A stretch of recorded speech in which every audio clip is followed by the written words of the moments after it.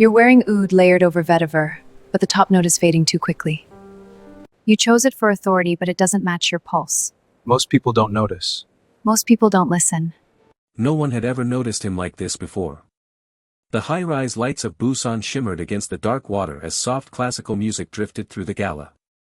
Crystal glasses flashed beneath chandeliers.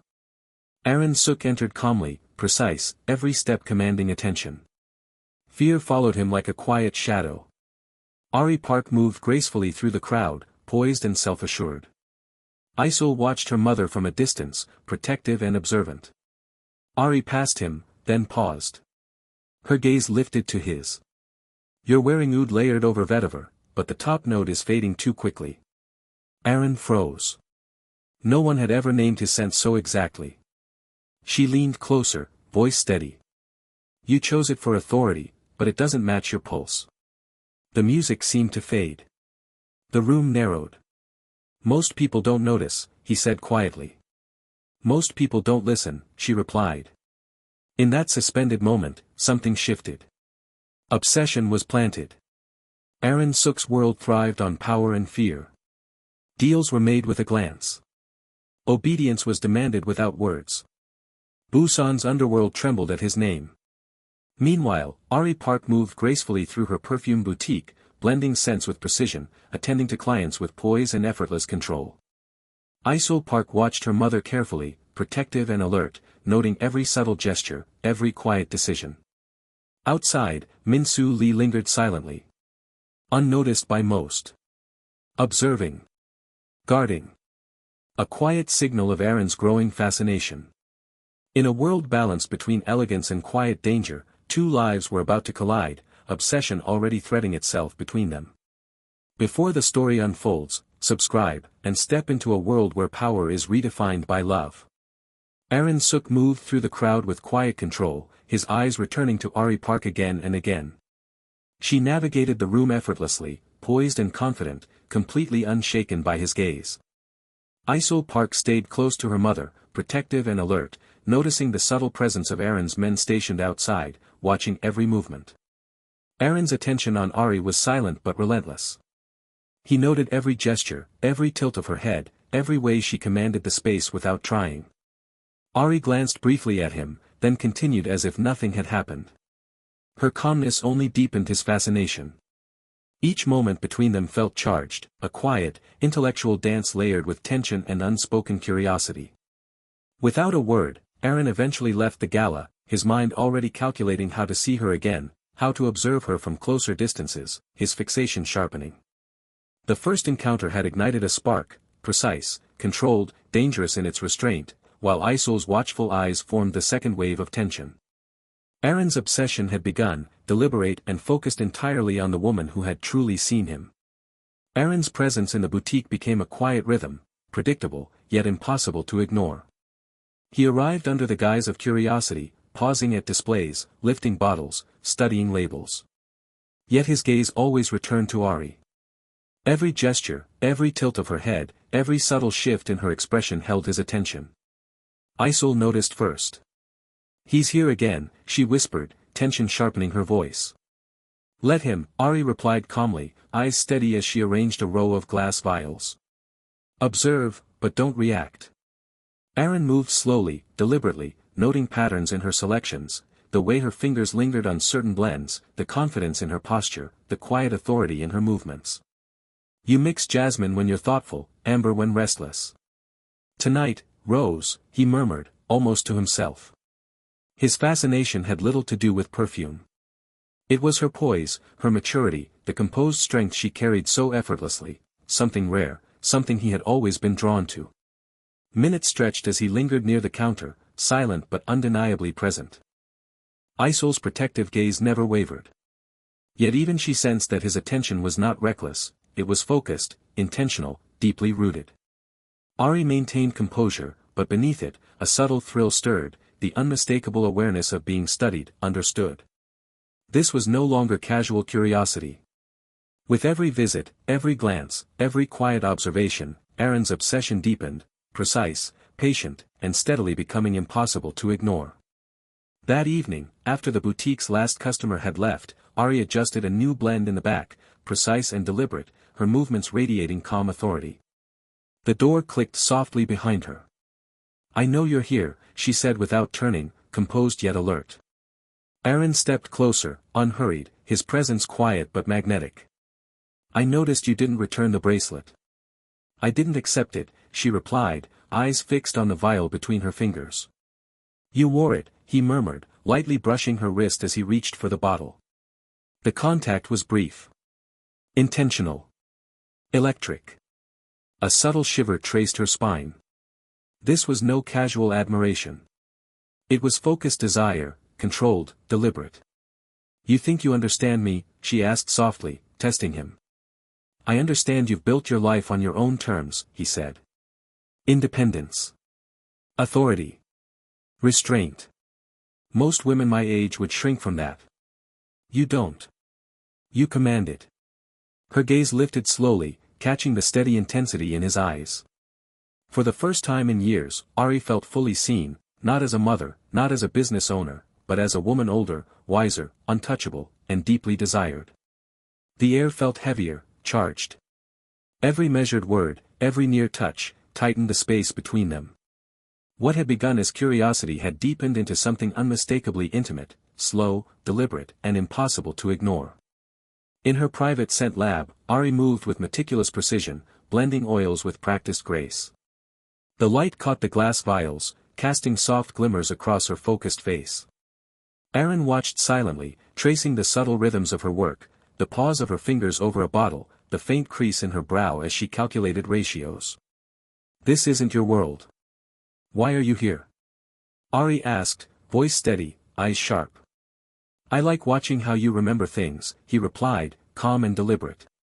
"You remember?" she challenged, lifting an eyebrow. "Everything," he said softly. "The way you organize chaos. Your pulse. Your hesitation. It tells me who you are." He stepped closer, guiding her hands over a delicate blend, near enough to feel her warmth, careful not to overstep. The restraint made it more intimate. "You hesitate before committing to depth," he murmured. "I don't." Ari's pulse betrayed her, quickening under his measured gaze. It had been years since anyone studied her this closely, not as a mother, not as a businesswoman, but as a woman. His fingers brushed hers as he adjusted the vial, eyes never leaving hers. The contact was fleeting, intentional. The air thickened in the small, glass-lined room. Isol's protective voice echoed faintly in Ari's thoughts, but the quiet mastery of his attention drew her deeper. This was no casual intrigue. It was deliberate. Intellectual.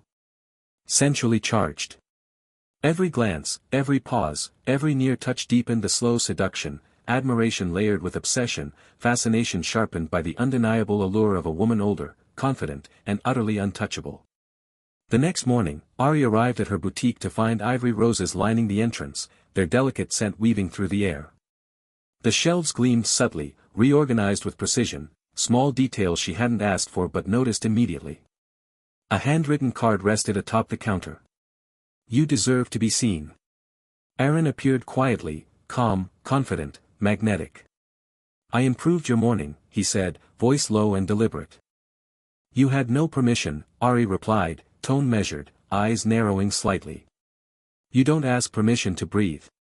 "I don't ask permission to provide," he answered softly, letting the words settle between them. He placed a velvet box on the counter. Inside rested a custom glass atomizer, engraved with her name and a single word, Muse. Ari's fingers trembled as she lifted it, not from fear, but from the thrill of being noticed so completely, so intentionally. "You didn't need to do this," she whispered, caught between defiance and intrigue. "I wanted to," he replied, gaze unwavering. "Everything about you deserves attention, Ari. I won't wait for permission to show it." The boutique felt smaller, the roses mingling with the faint aroma of the atomizer, tension thick and almost tangible. Ari inhaled slowly, feeling the weight of his devotion, the quiet authority in his presence. From the doorway, Isol watched, protective, cautious, sensing the intensity behind his gestures. This was no casual indulgence. It was deliberate. Uninvited. Devoted. Aaron's obsession had moved beyond observation into action, marking Ari's world with attention, desire, and the unmistakable pull of a younger man utterly captivated by her. A shadow lingered near the boutique, a man watching from across the street. Isol's eyes narrowed, muscles tense, ready to intervene. Ari moved calmly among her shelves, every gesture deliberate, composed, betraying nothing of her awareness. The faint scent of amber and citrus hung in the air, steadying her pulse. The door chimed softly. Aaron appeared, his presence immediate, precise, magnetic. He stepped forward, eyes locking on the intruder. His expression did not change, yet something in the atmosphere shifted, heavier, colder, decisive. The man hesitated, sensing something beyond explanation, a power, an authority that demanded respect. A silent warning passed between them, invisible but absolute. Without a word, the man turned and vanished into the streets of Busan, leaving no trace, no threat. Ari tilted her head slightly. Was he dangerous? She asked, voice steady but curious. Not anymore, Aaron replied, calm, almost casual, yet every tone carried weight. His gaze softened when it returned to her, possessive yet restrained. No announcements, no show of force, no need for spectacle. He had neutralized the danger quietly, efficiently. Every threat, every risk to Ari, to Isol, to the boutique, had been erased before it fully existed. Isol's protective eyes softened slightly, understanding that this younger man, obsessed and precise, had made them untouchable. Ari felt it too, the quiet assurance that her world, her space, her daughter, were now shielded by him, by his obsession, by his deliberate, unwavering attention. Untouchable. Safe. And yet, the protection carried the unmistakable edge of his desire. The rooftop overlooked Busan, lights shimmering across the water. The city seemed distant, hushed, as if holding its breath for them. Aaron sat alone, calm, no bodyguards, only him, waiting.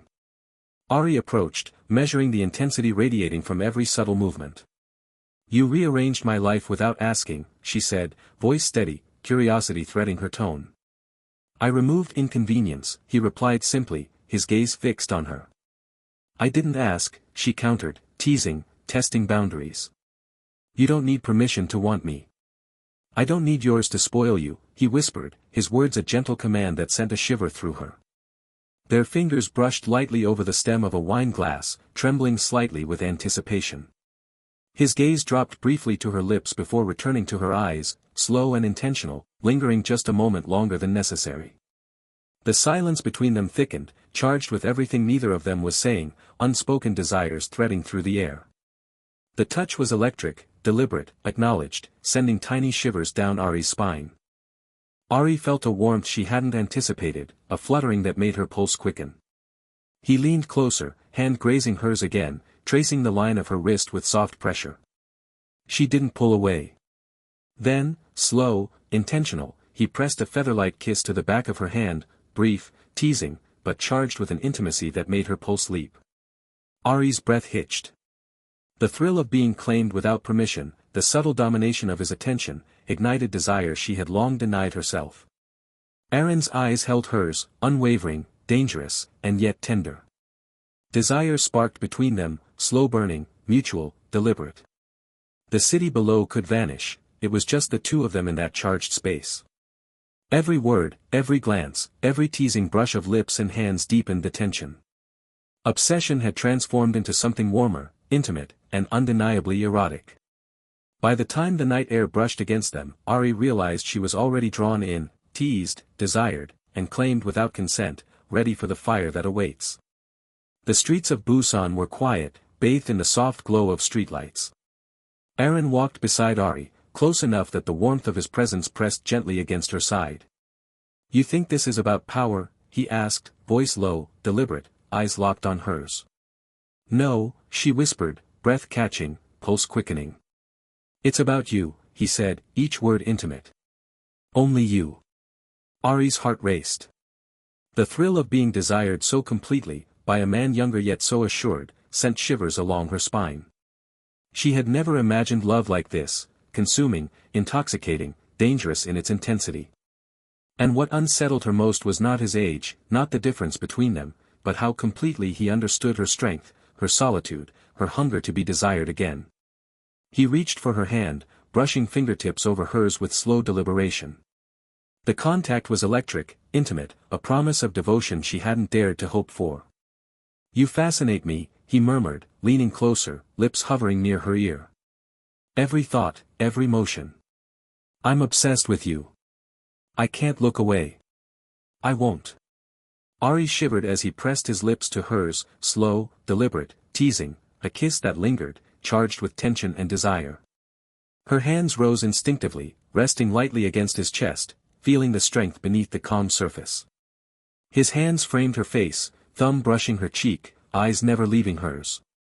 The kiss deepened, sensual, a dance of craving and restraint, a fire neither could deny. "I am yours, if you'll allow it," he whispered against her lips. "I will burn for you, desire you, spoil you, every way a man can love a woman like you." Ari felt warmth pool in her chest, desire and admiration entwining. Obsession and love merged, desire no longer subtle, but consuming, inescapable, irresistible. She let herself be claimed. He let himself desire. And the quiet streets of Busan bore witness to the slow-burning, erotic, and all-consuming passion that had finally ignited between them. The penthouse was quiet, city lights spilling across polished floors. The door clicked shut behind them, sealing them in private space. Ari stepped inside, heart racing, aware of every deliberate motion Aaron made. "You're impossible to resist," he murmured, low, controlled, every word deliberate. "I've tried to resist," she whispered, voice trembling with the weight of longing and restraint. "Obsession isn't resistible," he replied. "And neither is love that's patient, careful, and absolute." Hands brushed, tracing the curve of her waist, fingers light yet intentional. Ari shivered, warmth pooling with anticipation. He pressed a slow, searing kiss to her lips. She responded instinctively, letting the longing she'd denied for so long take over.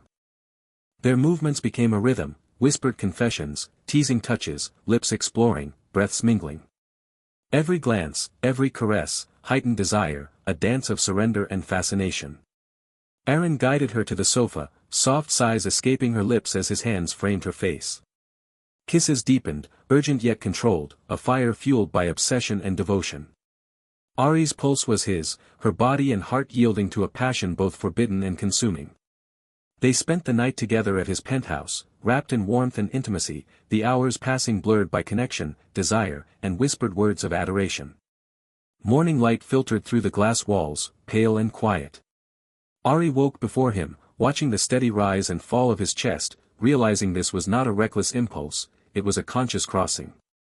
The soft chime at the boutique door echoed through the space. Both women turned.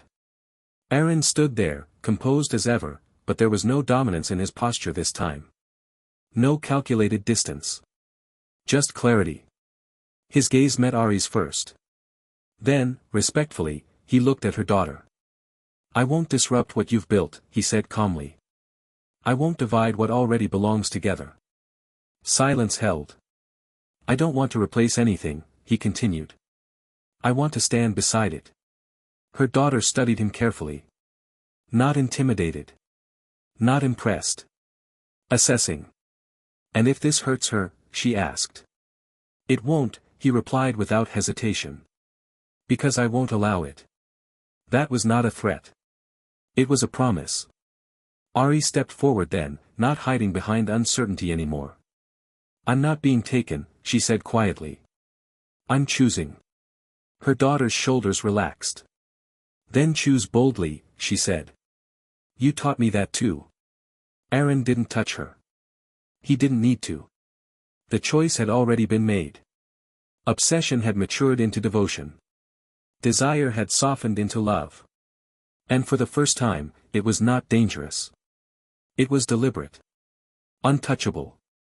True desire is not reckless. It is chosen. Obsession becomes dangerous when it seeks control, but it becomes love when it learns patience, respect, and restraint. Ari and Aaron did not defy age. They defied fear. And when love is chosen deliberately, it does not need permission. It becomes unshakable.